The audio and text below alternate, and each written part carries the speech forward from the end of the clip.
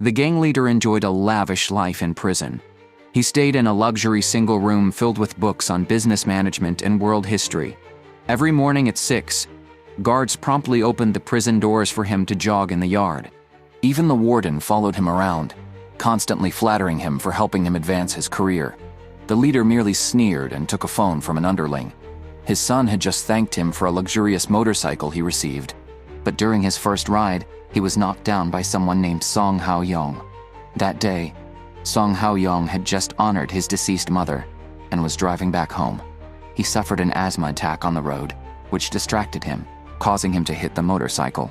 The young rider was severely injured. Startled, Song Hao-yeong took a phone from the victim's pocket to call for help, but another asthma attack hit, and in panic, he left the injured youth on the roadside and called his father for help. His father, Judge Song Pan-hao, is known for his integrity and dedication to protecting the underprivileged, often opposing powerful tycoons. After a trial, seeing missed calls from his son, he quickly called back. Arriving home, his son, in tears, confessed to the hit and run. After a moment of hesitation, Song Pan-hao encouraged his son to face his mistakes and not flee from responsibility. He taught him a life lesson and convinced him to turn himself in. At the police station, seeing his son's distress, Song Pan-hao decided to report the accident himself and let his son come in to confess. However, as he approached the station, he found it chaotic, with the case already being broadcast on TV. The victim was the beloved youngest son of Kim Kang-heon, a notorious gang leader and construction tycoon, recently jailed for financial crimes. Kim lived even more freely in prison due to his wealth. Realizing that Kim Kang-heon would never forgive the driver who killed his son, Song Pan-hao, overwhelmed, decided against his principles of justice, did not report the crime, and hurriedly drove his son back home, instructing him to write down every detail of the accident. Song Pan-hao drew the curtains at home and cleaned his son's blood-stained clothes. He then shredded all the clothes in a waste disposal truck. Following that, Song Pan-hao carefully wiped off the bloodstains and other evidence from his son's car. He then visited a scrapyard, pretending to inquire about previous official business, but actually obtained parts from scrapped vehicles. Afterward, he found a video online and replaced the car's hood and other parts himself. Throughout the process, Song Pan-hao paid attention to every detail. That afternoon, an elderly man visited Song Pan-hao with his granddaughter after a court hearing. The elderly man had been persistently questioning the accused, feeling the 2-year sentence was unjust. However, after seeing the accused's equally dire family situation, he chose to forgive.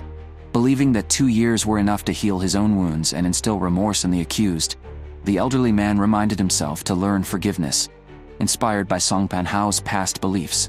Song Pan-hao, still kind-hearted, served juice to the elderly man's granddaughter. However, he knew that to protect his son, he had to abandon his once cherished beliefs. To completely destroy the evidence, Song Pan-hao contacted a politician. He suggested that the car his late wife used to drive made his son feel sentimental and cry, hinting that the car should be discreetly disposed of without anyone noticing. The politician understood and contacted a butcher that night, who then hired a professional thief the next day to quietly steal the car from Song Pan-hao's house. Song Pan-hao secretly watched as the car was stolen and then retrieved his son's itinerary from that day. He visited his late wife's cemetery with his son to check for any evidence. Fortunately, they found that surveillance was being installed at the gate, and since the hall was changing its surveillance system, his son's presence at the cemetery 3 days prior was not recorded. Additionally, the cemetery had an open parking lot with no entry records, relieving Song Pan-hao. In prison, upon learning about his son's death in a car accident, Kim Kang-heon informed the warden that his lawyer would contact him for an immediate release before his sentence ended. Soon, Kim Kang-heon left prison and headed straight to the police station with his followers. The police reported that the son showed signs of life after the accident and could have survived if taken to the hospital immediately. The police also explained that intentional murder could lead to a sentence over 10 years, but a simple traffic accident would result in a maximum of 5 years. They then played the recording of Song Hao-yeong, calling for help using his son's phone. Hearing the gasping on the phone and seeing his son's disfigured body, the normally ruthless Kim Kang-heon broke down in tears, vowing not to let his son's death be in vain. At the funeral, Kim Kang-heon was mourning his son when the eldest son from another mother arrived. The eldest son had long-standing disputes with his half-brother, and his stepmother suspected his involvement in the death. She speculated that the eldest son might have killed to inherit the family business. Angry, the eldest son glared at his stepmother but did not react as Kim Kang-heon intervened, telling him to return to the US and stay out of local affairs. However, the eldest son did not comply, and instead spoke on his father's behalf to the media, vowing to find the perpetrator. That day, the eldest son confronted a group of thugs, questioning if they were involved in the incident. The leader, a woman, denied it, but the eldest son persisted. He believed these thugs, who held a grudge against his family business, might have sought revenge on his brother. Despite her denials, the eldest son demanded she find the culprit, or he would pin the blame on her. Later that night, at his son's memorial, Kim Kang-heon repeatedly listened to a recording given to him by the police. It was from his son's phone, capturing the emergency call made at the time of the accident, though the caller's voice was not recorded. However, Kim Kang-heon appeared shocked after carefully listening, as if he discovered a significant clue. After the accident, Song Hao-yeong briefly stopped at a repair shop. To check if the shop's surveillance captured his son, Song Pan-hao visited alone, lying that his girlfriend was cheating and asking the owner to review the footage. Reluctant at first, the owner agreed after receiving a bribe. While the owner was distracted, Song Pan-hao secretly viewed the footage, which unfortunately did capture Song Hao-yeong entering the shop. He deleted all related footage while the owner was unaware. Leaving the shop, Song Pan-hao advised his son on maintaining composure to avoid suspicion. He then visited a familiar policewoman, claiming his late wife's car was stolen and expressing concern for his son, who missed his mother. He asked her to inform him quietly if the car was found, aiming to cover up any mistakes his son made. Unfortunately, there were oversights. A thief, part of a gang hired by a politician at Song Pan-hao's suggestion to handle the car, was driving the vehicle involved in Song Hao-yeong's accident. The thief, caught violating traffic rules, tried to bribe the officer who stopped him. Initially, the officer was not interested in pursuing the matter, but upon learning the vehicle was stolen, he attempted an arrest. The thief, panicking, assaulted the officer and fled. That evening, Song Pan-hao prepared a warm meal for his son. With the situation escalating, it seemed the father and son could only look ahead. Tearfully, Song Hao-yeong apologized to his father, feeling guilty for dragging his just father into sin. As Song Pan-hao was about to console him, the policewoman visited, bringing news of the found car. Upon learning from the policewoman that the car thief had assaulted a police officer, Song Pan-hao realized the seriousness of the situation. To prevent further escalation, he quickly went to the vehicle impound lot to retrieve the car. Due to his status as a judge, the policewoman told him to just sign his name to take the car. However, another officer discovered that the car had a flat tire, and upon inspection, found a motorcycle mudguard in the tire. This led the policewoman to suspect that the thief might have used the car for illegal activities.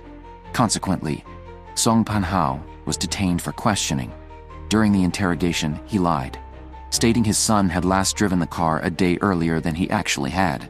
Since Song Hao-yeong usually drove the car, the policewoman requested that he participate in a witness investigation. Song Pan-hao had no choice but to bring the policewoman to his home, where he covertly instructed his son to stick to their previously agreed-upon story. Thanks to his father's advice, Song Hao-yeong remained calm during the police interaction and did not reveal any inconsistencies. Meanwhile, after completing the funeral services for his son, Kim Kang-heon carefully placed a childhood tooth of his son in front of the urn, a symbol of the comfort and companionship the child provided to his father. Despite his son's death, Kim Kang-heon appeared remarkably calm in front of his remaining family members. His eldest son vowed to find the perpetrator to avenge his brother, but Kim Kang-heon asked him to return to the US. His wife, sobbing uncontrollably, blamed Kim Kang-heon for his inaction over their son's death. Kim Kang-heon did not argue but just held his agitated wife tightly and emotionlessly stated that he was not angry. His wife angrily criticized him, pointing out that the motorcycle involved in the accident was the one Kim Kang-heon had bought for their son. She accused him of being cold-hearted, but Kim Kang-heon allowed her to scold him. He was not unemotional. Rather, he was too overwhelmed with grief to know how to express his anger.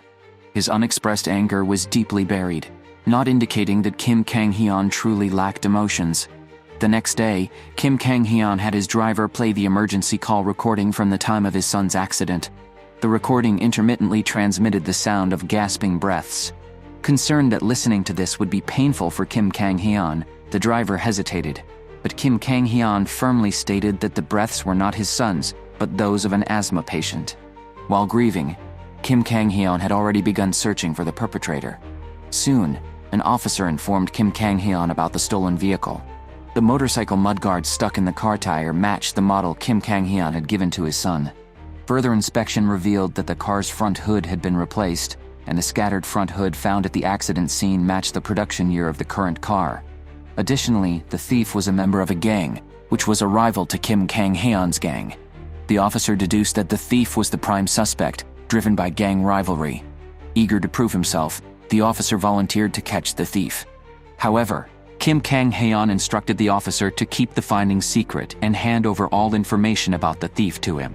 Clearly, the chairman did not intend to let the perpetrator face what the law considers a fair trial. After Kim Kang-heon left, the officer immediately contacted Kang-heon's eldest son to disclose the chairman's findings from that day. The eldest son appeared contemplative, seemingly plotting something. Elsewhere, upon learning that the thief was the suspect in the accident, his wife was furiously angry.